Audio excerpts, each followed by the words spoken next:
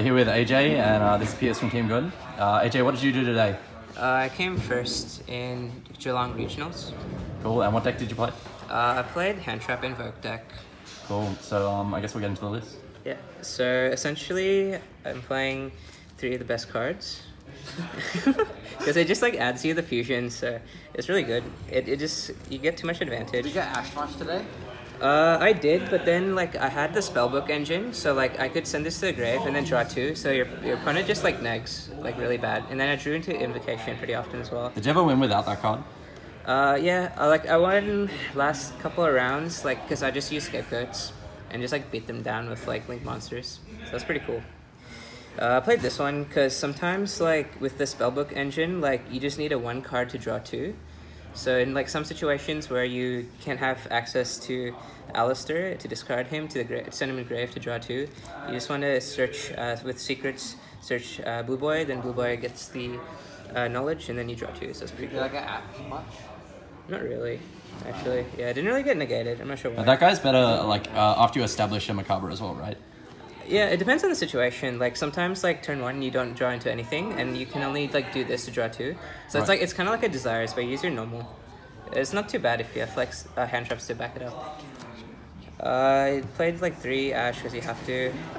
3 Ogre because it's like, it's really good light target, and most of your weaknesses, like except I guess Lightsworn. Lightsworn is kind of a hard matchup, but like True Draco and other decks like that, you just want to like destroy random field spells, so it's pretty cool.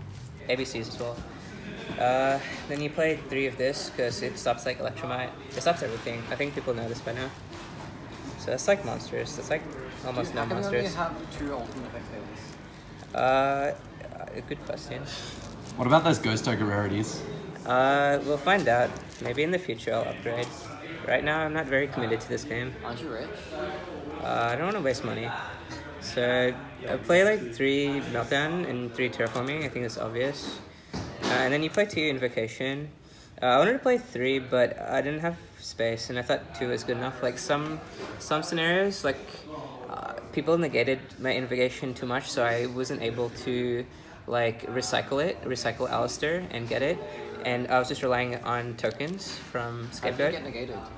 Like in case of Steven, a True Draco player, he just buried me like twice, so it's really hard. But I had tokens from Scapegoat, so Scapegoat's like another really good card. Then you play 3 Desires because you just want to get your combo pieces as soon as possible. Like you just need to max out the draw engine. It's really good. You play 3 Scapegoat because last format is not that good in my opinion, because I was playing this deck a lot, like in Spiral format as well. But now it's okay because you don't like die immediately. Like sometimes like when you have Scapegoat set down, like Sleeper puts so much pressure on the field, like you can just like get killed. But now you have enough life points so you don't get killed, and end phase you can resolve all your tokens and make like big plays next turn. You play 3 of this because you want to max out your draw engine. A lot of people playing like 3, 2, 1 Blue Boy, but I think maxing out's like fine. It helped me a lot.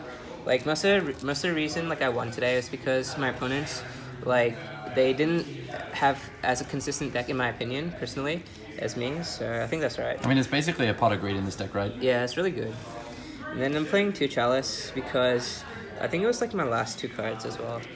But I just thought it was like more versatile. It's like, yeah, I just thought it was more versatile in like most matchups. Did you wish there was a 3rd Invocation? In hindsight, I think it's fine playing 2. I played 3 evenly matched because even though I'm playing this deck going first, it's like sometimes like if you're forced to go second, at least you have this to clear boards, reset the field, make it a simplified game state, and then just like keep on grinding with like Alistair. But if you go first and you even if you draw, this is not that bad because if your opponent's playing like traps, you can discard it to negate their traps. Or like worst comes to worst, you have like enough resources to just out advantage them anyway because you're going first. You're just like drawing to like keep the cards. And then I'm playing like Solemn Judgment and Solemn Warning because I feel like a lot of people, I mean this card just blowout most of the time. And Warning's really good. Like I was testing a lot against True Dracos because I feel like it might be that Lightsworn as well as like deck to beat. So like Soul Charge or just like hitting like Masterpiece when they tribute like a lot of shit. Like yeah, I don't know. It was just really good. Like I won, I won a lot of my matchups just with those two like blowout cards. Why did you decide not to play Gamma in the main deck? I was debating on playing Gamma, but I just felt like I tested it a lot, and it just in some scenarios you just break too much with it, and like sometimes you're just going first and you have it in hand and you can't resolve it if they don't like negate something with a hand trap, so you can't really resolve it that well, and I don't know, it's just really tacky for me. After you resolve it once, even you can like banish like Driver off Desire, so it just makes it a dead card. I don't play inconsistent cards basically. Do you want to go extra or side? Yeah, do it extra first, I think, usually. Play like the best cards in the game. Like a lot of like I saw Ryan Levine's build, and he was playing 2, but I prefer 3. A lot of times I was just grinding into 3 anyway. So I think I like 3. It's just the best card. You just negate everything. You play one of this. This one won me against the Lightsworn matchup. It's really good. Some people don't expect it for some reason, but this card was just I didn't summon it, so I guess you don't have to play it. And this card wins games as well. Like, so I think it's pretty good. 2 Link Spiders, and that misses for the Scapegoat combo. You can do it's not really a combo, it's just making you're just making bar load basically with Scapegoats.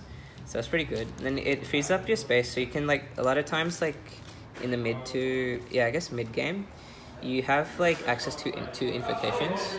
So if you make like Scapegoat just like I guess it higher the ceiling of your play, so you can just like clear the field, and then you just summon Borload, and then you can just invocation twice, and then just win from there. This is like the light target. Sometimes if you don't have light and grave, you can make your tokens into light target. I'm not really sure why I'm playing this. This should probably be the new, what's the new Undercode Taker? Yeah, Underclock Taker, I think it is. Yeah, I was supposed to get that card, and if you played the new Underclock Taker, that card's like really good.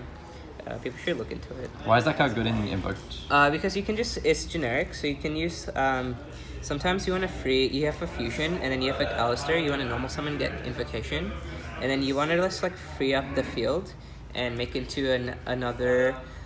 For example, like a lot of my games, I was making the Purgatrio, the fire one first, just because it was a body, and then I wanted to make Mechaba after, so I wanted to get rid of the fusions, make Underclock Taker, whatever the name is, and then just use Invocation and summon a Mechaba, so I can have like a disruption. And then you can make Decode next turn as well, right?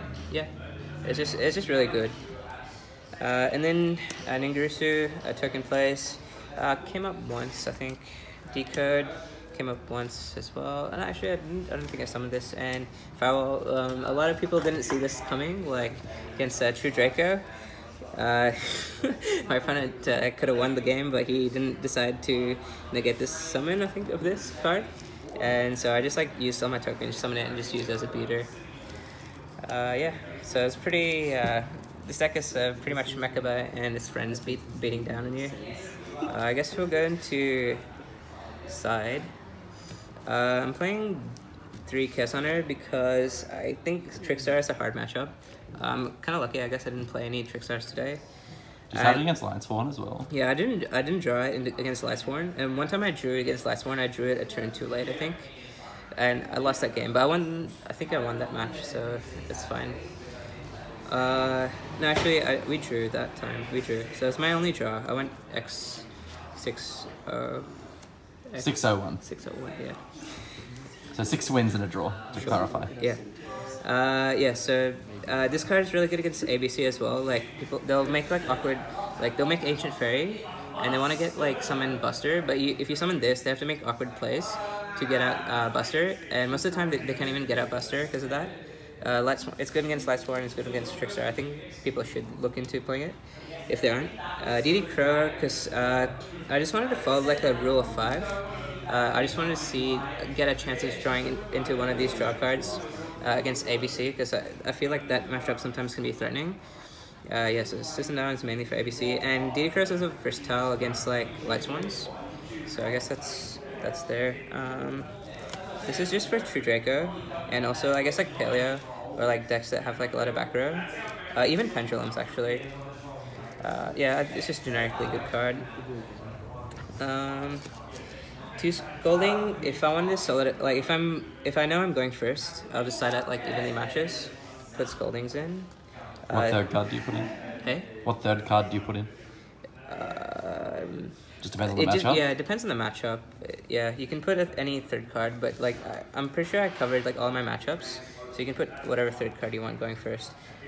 Then D-Bear is like really good, like blow against pendulums and stuff. Maybe even mirror match, but I didn't come to that today, so that's alright.